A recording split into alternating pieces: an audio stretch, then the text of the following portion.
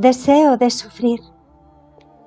Desde entonces recuerdo que se encendió en mí tanto deseo de sufrir que no se ha apagado hasta ahora.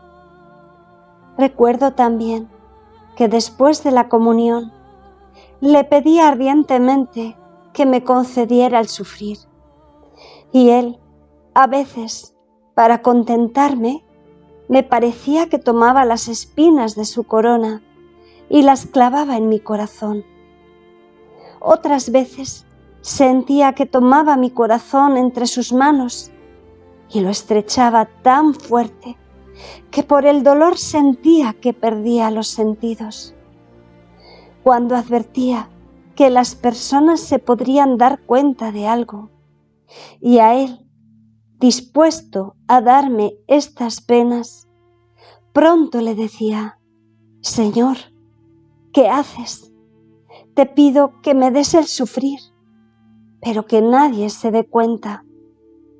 Durante algún tiempo me contentó, pero mis pecados me hicieron indigna de sufrir ocultamente, sin que nadie se diera cuenta.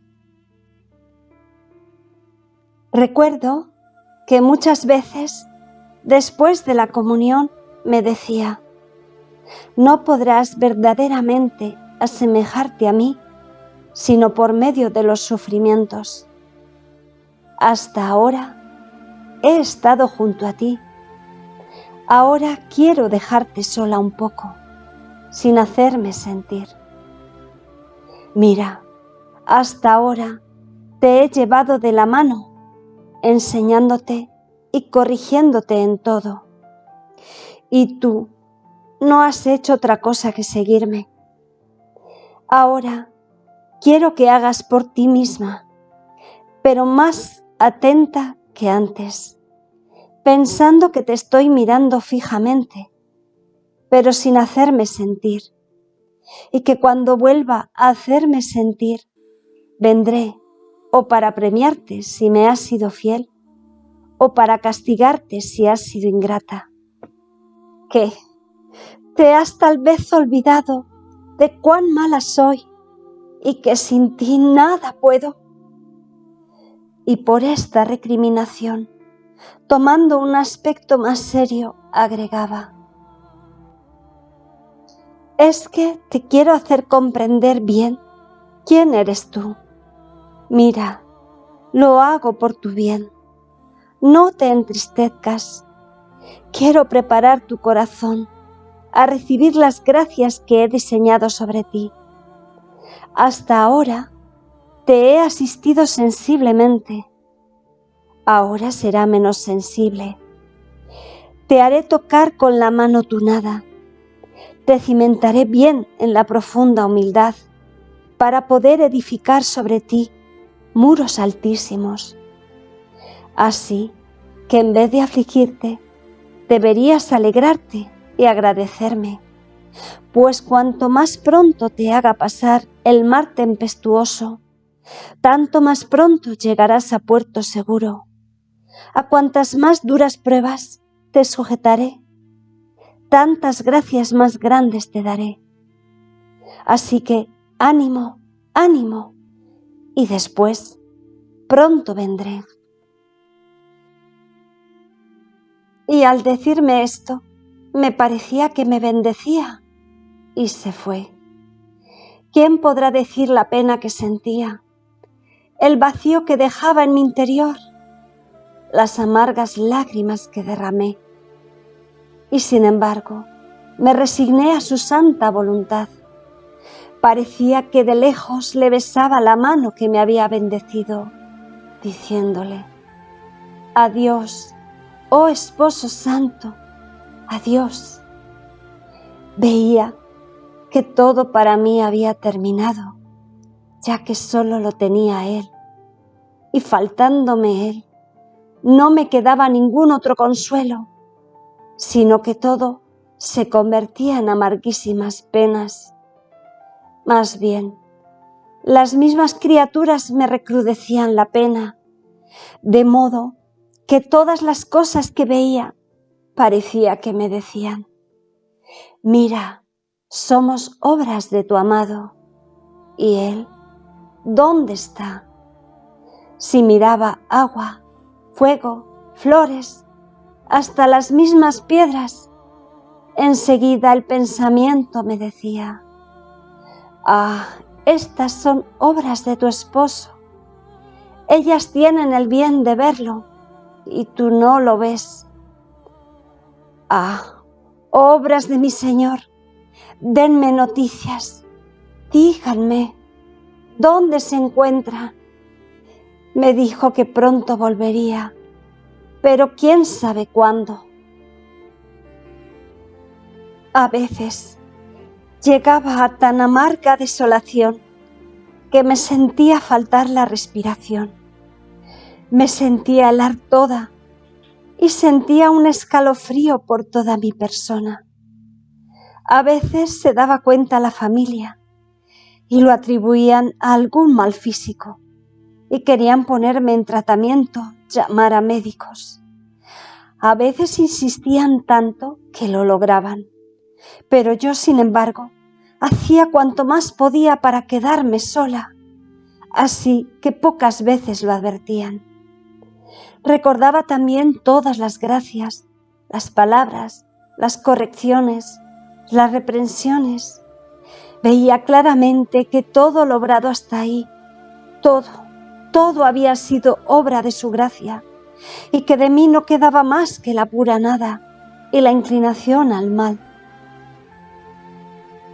Tocaba con la mano que sin él no sentía más el amor tan sensible, aquellas luces tan claras en la meditación, de modo que permanecía hasta 2 o 3 horas.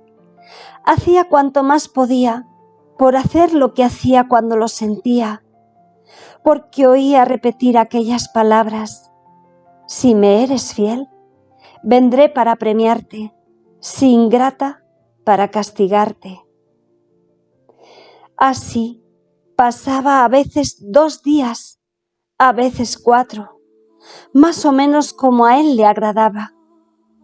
Mi único consuelo era recibirlo en el sacramento. Ah, sí, ciertamente, ahí lo encontraba.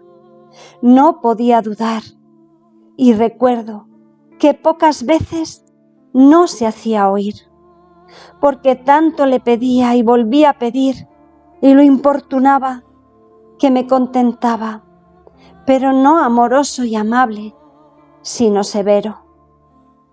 Después que pasaban aquellos días, en aquel estado descrito arriba, especialmente si le había sido fiel, me lo sentía regresar dentro de mí.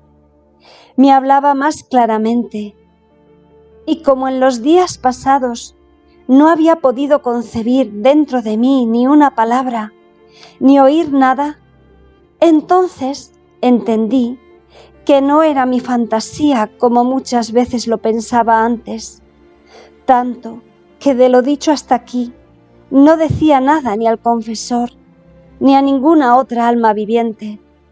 Sin embargo, hacía cuanto más podía para corresponderle, porque de otra manera me hacía tanta guerra que no tenía paz.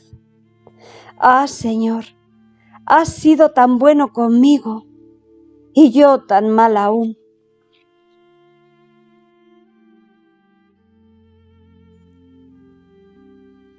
Modo de triunfar en las pruebas.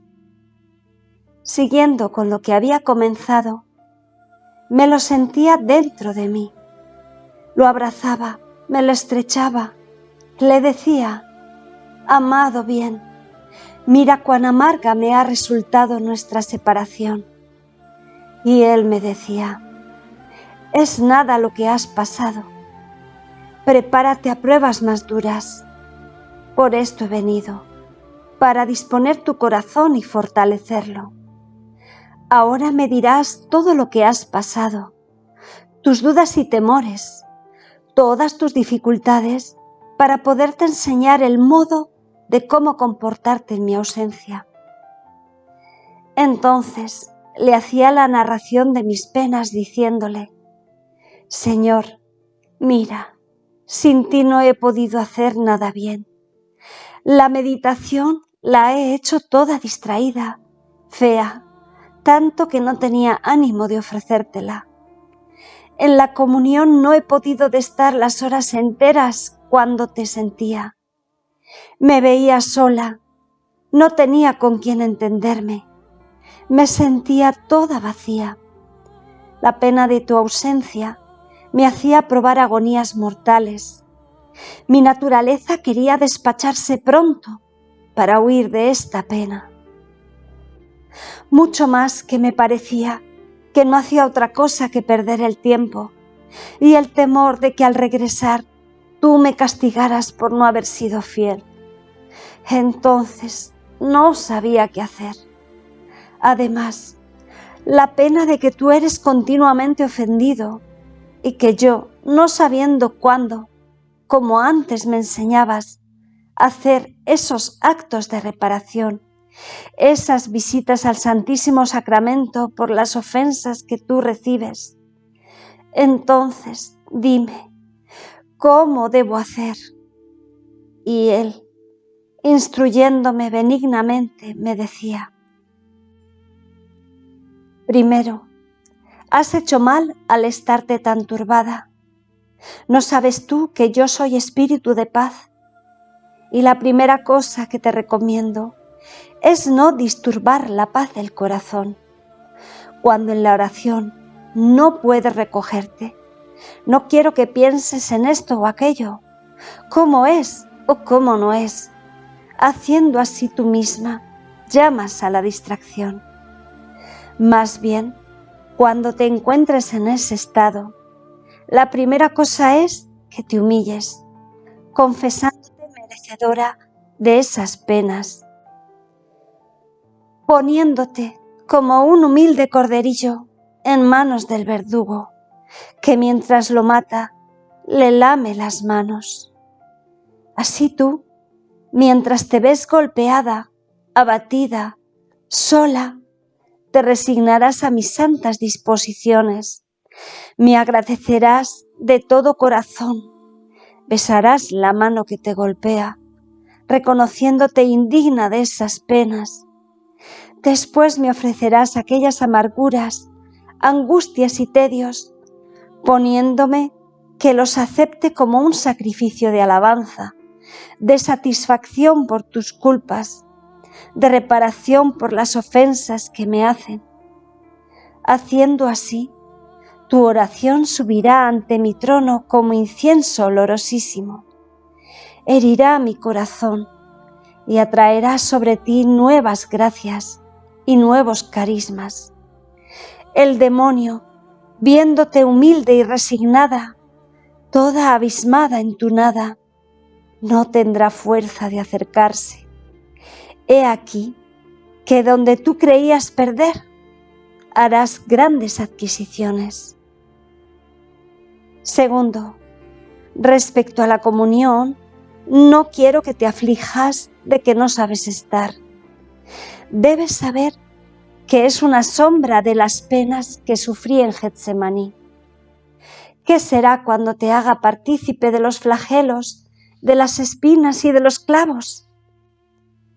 El pensamiento de las penas mayores te hará sufrir con más ánimo las penas menores. Por tanto, cuando en la comunión te encuentres sola, agonizante, piensa que te quiero un poco en mi compañía en la agonía del huerto. Por tanto, ponte junto a mí y haz una comparación entre tus penas y las mías. Mira, tú sola y privada de mí, y yo también solo, abandonado por mis más fieles amigos que están adormilados, dejado solo hasta por mi divino Padre, y además en medio de penas acerbísimas, rodeado de serpientes, de víboras y de perros enfurecidos, los cuales eran los pecados de los hombres, y donde estaban también los tuyos, que hacían su parte, que me parecía que me querían devorar vivo. Mi corazón sintió tanta opresión que me lo sentí como si estuviera bajo una prensa, tanto que sudé viva sangre. Dime, tú, ¿cuándo has llegado a sufrir tanto? Entonces, cuando te encuentres privada de mí, afligida, vacía de todo consuelo, llena de tristezas, de afanes, de penas, ven junto a mí, límpiame esa sangre, ofréceme esas penas como alivio de mi amarguísima agonía. Haciendo así, encontrarás el modo de entretenerte conmigo después de la comunión. No que no sufras, porque la pena más amarga que puedo dar a mis almas queridas es el privarlas de mí. Pero tú, pensando que con tu sufrir me das consuelo, estarás contenta.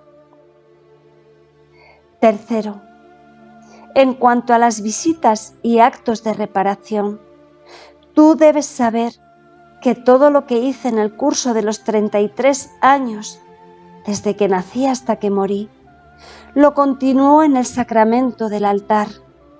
Por eso, quiero que me visites 33 veces al día, honrando todos mis años y uniéndote conmigo en el sacramento, con mis mismas intenciones, esto es, de reparación, de adoración. Esto lo harás en todos los momentos del día. El primer pensamiento de la mañana, de inmediato, vuele ante el sagrario donde estoy por amor tuyo, y me visites. El último pensamiento de la tarde, mientras duermes por la noche, antes y después de comer, al principio de cada acción tuya, caminando, trabajando.